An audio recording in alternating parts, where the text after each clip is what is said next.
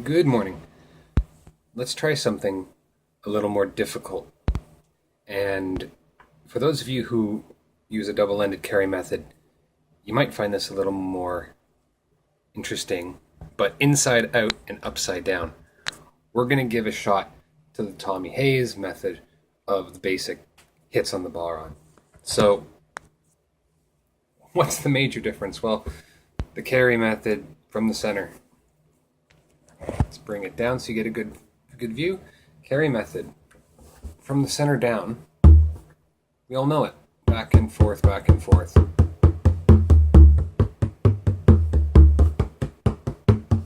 Triplets come from the top on hit number 2. Like that.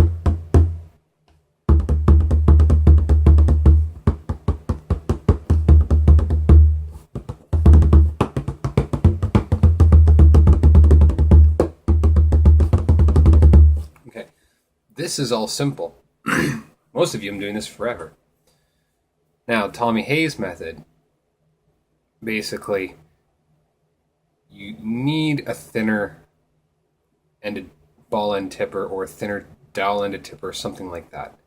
But the idea is that you do not hold it at the 4/5, you hold it in the reverse 4/5 or thereabout. The important thing with the carry style is that hit number 1 and 2 come off the same end. There's none of this at the top.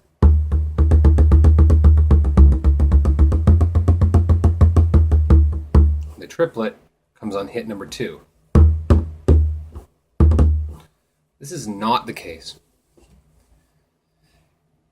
with the method Tommy Hayes does it. So how do you do it? Well, now you're holding it in the upside down way. You're going to take your fingers, and just like the pen grip, you're just going to flip it upside down. It's the same grip more or less, except now it's upside down.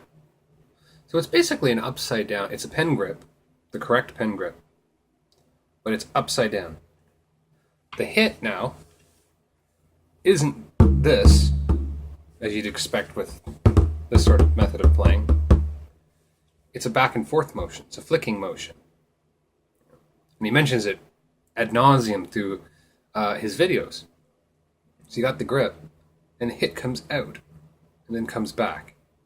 Flicking back and forth. So you're not hitting... I don't know, I've ever seen people who start off playing Bodhran, and they're doing this, and they're trying to do the triple, and they're trying to hit it like this. Well, they're trying to do that. Well, that's what you do here. With it upside down, the hit is 1, 2. 1, 2. Let's get a little bit closer here. 1, 2. 1, 2.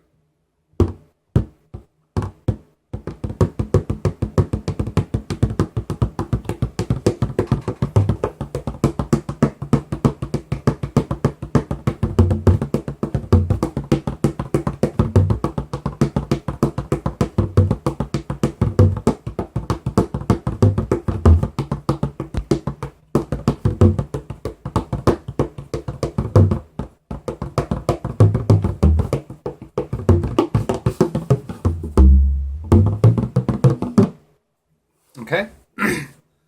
The triplet's odd. In the carry method, it's 1, 2, 3. In Hayes' upside down, inside out method, the first hit is 1, but because this is the upstroke, the second hit has to come from somewhere. So it's 1, and it passes by the first glancing hit. Hit number 2 comes up from the same end. 2, 3. 1, 2, 3. We're not going 1, 2, and then a third because you've run out. You've already traveled back and forth. So it would be 1, 2, 3.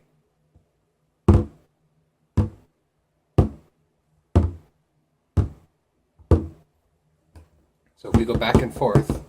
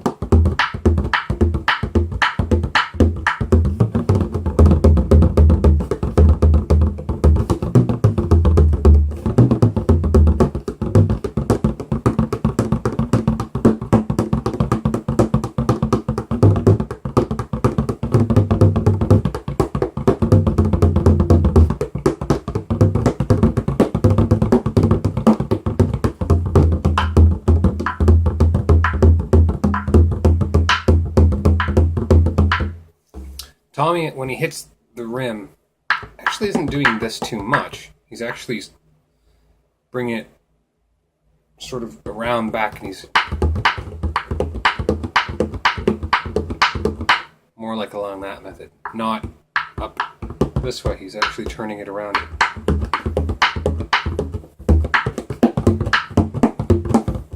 So this is a very difficult thing. And it takes a very, very, very light touch. If you get a tipper that's very, very broad, like a real big ball end, you might find it a bit more difficult because literally, unlike the Kerry one where you can go 1, 2, 3, you have to hold it at that same angle. And one way I find that helps is that start with an anchor point. Just anchor the bottom like that. Just anchor it. Let's try to get rid of the... There we go. Ooh, that's a bit worse. I'm trying to get rid of the shadow here. I guess we're stuck with the shadow for now. Find an anchor point. You're going to strike down and come back. So don't start out here. Start with an anchored point on the drum. Down, up.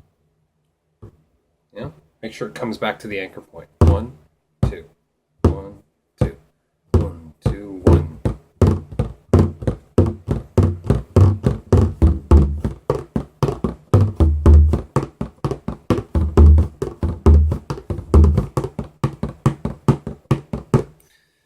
This is something that your body's got to just get used to.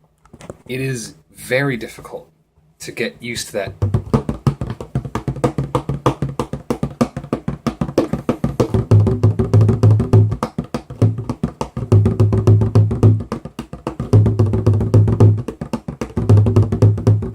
Same as this.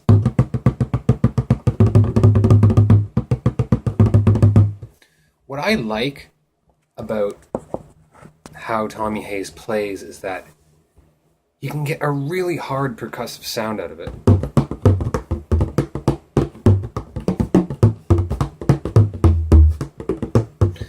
And I also like where you're doing everything here from the forearm. There's a lot of movement. Even for those of us who have phenomenally straight wrists. When you switch it upside down, that's it. It's a flicking motion. But there is one more thing. Just like in Kerry, where you're just spinning, you do end up putting a little bit of the wrist into it, right? Just to give it some fluidity, especially when you're trying to roll the triples. Same thing with this.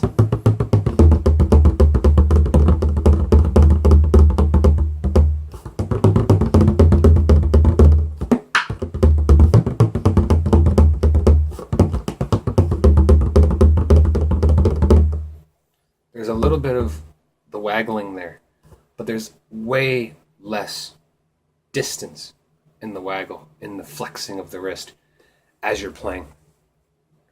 So try it out. It's really difficult. It's very, very strange.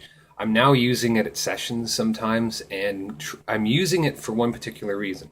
Not that I can attain different sounds, but because for slow pieces of music that plod or whatever, sometimes this is a bit weird because the reflex is normally faster than that, whereas this,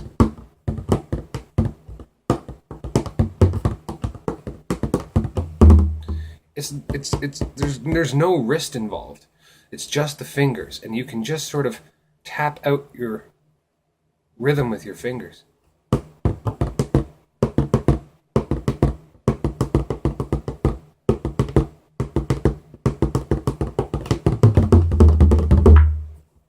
And it's a lot of fun. It's very difficult. So, the 3 things you want to know. Take your Kerry, turn it upside down.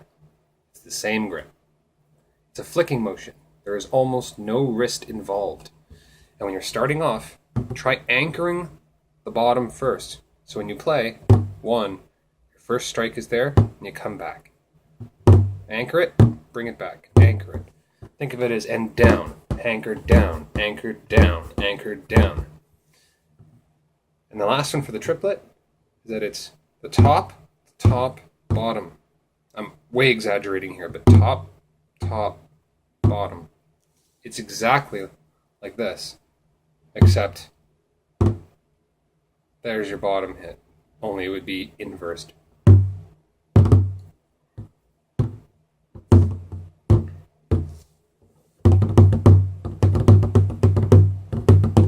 Yeah, different, difficult. Give it a shot. Let me know if any of your heads explode on this one. Till next time, see ya.